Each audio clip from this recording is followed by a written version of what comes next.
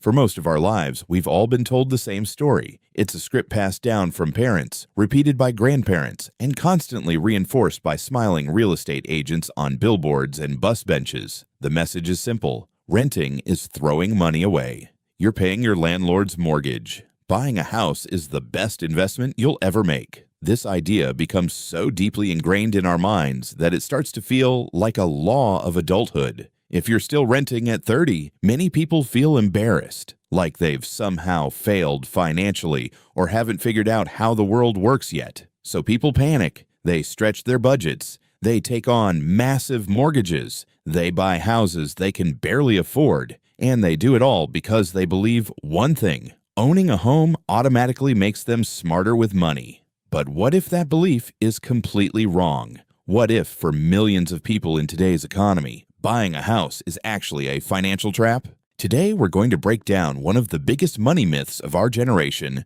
renting versus buying. We'll look at the hidden costs of home ownership that almost nobody talks about. We'll examine the single most important metric in housing economics. And we'll explore why, in many situations, renters who invest their money can end up wealthier than homeowners. I spend an unhealthy amount of time analyzing the numbers that the real estate industry hopes you never look at. If you've ever felt pressured to buy a house, or if you already own one but still feel strangely broke, you're going to want to hear this. Let's start with the biggest misconception. People think that when you rent, you're wasting money. Every month you pay for a place to live, and that money is gone forever. But when you buy a house, people say your monthly payment is building equity, like you're paying yourself. In reality, especially during the early years of a mortgage, that's simply not true.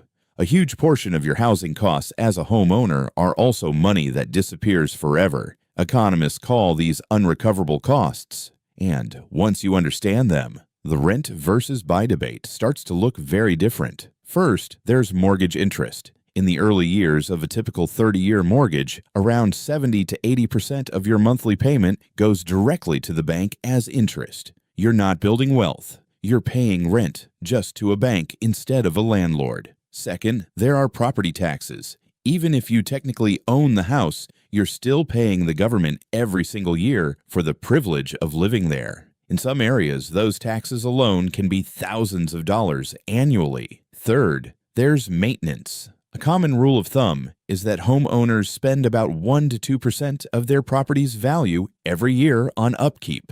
That includes things like broken water heaters, roof repairs, plumbing issues, pest control, and endless small fixes. Then there's insurance. And finally, the massive transaction costs involved in buying and selling property, which can easily reach 10% of a home's value. When you add all of this together, interest, taxes, maintenance, insurance, and transaction costs, the unrecoverable cost of owning a home often ends up being very similar to renting the same property. You're not necessarily building wealth, you're just paying a different set of bills. So how do you actually decide whether renting or buying makes sense? There's one metric that economists often use: the price-to-rent ratio. Think of it as the housing market's version of a stock valuation. You calculate it by taking the price of a home and dividing it by the annual rent of a similar property.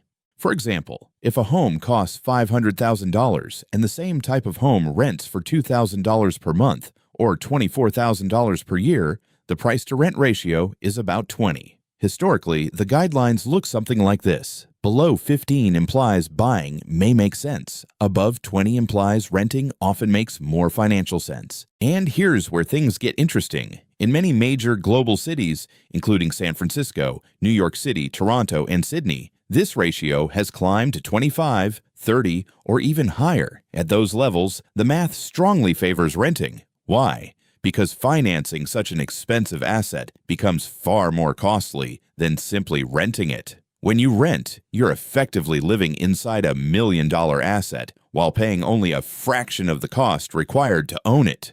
Meanwhile, the landlord takes on all the risk: repairs, market crashes, and maintenance. But there's another hidden factor that makes buying even more complicated: the down payment. To purchase that $500,000 home, you might need to put down $100,000 up front. That money becomes locked inside the house. It can't easily be accessed, it doesn't generate cash flow, and it's heavily concentrated in one single asset. Now imagine something different. What if that same $100,000 had been invested in a diversified stock portfolio tracking the S&P 500? Historically, the index has returned around 10% per year on average. At that rate, your investment could roughly double every 7 years. By putting that money into a house instead, you're making a massive bet that one specific local real estate market will outperform the global stock market. And historically, that's not always the case. Nobel Prize-winning economist Robert J. Shiller studied more than a century of housing data and found that real home prices have barely outpaced inflation over the long term. Many of the dramatic gains people talk about come from leverage, inflation, or lucky timing during housing booms. There's also another factor people underestimate: flexibility. Owning a home anchors you to one place. In a rapidly changing economy, mobility can be incredibly valuable. A renter can move for a better job, a lower cost of living, or a new opportunity with minimal friction. A homeowner, on the other hand, has to sell the property, pay agent commissions, deal with closing costs, and hope the market isn't down at the worst possible time. Selling a house can erase years of equity almost overnight. Renting gives you something extremely valuable: optionality. And in uncertain times, optionality is powerful. Now, to be fair, homeowners do have one major advantage. A fixed-rate mortgage can protect against inflation. While rents may rise over time,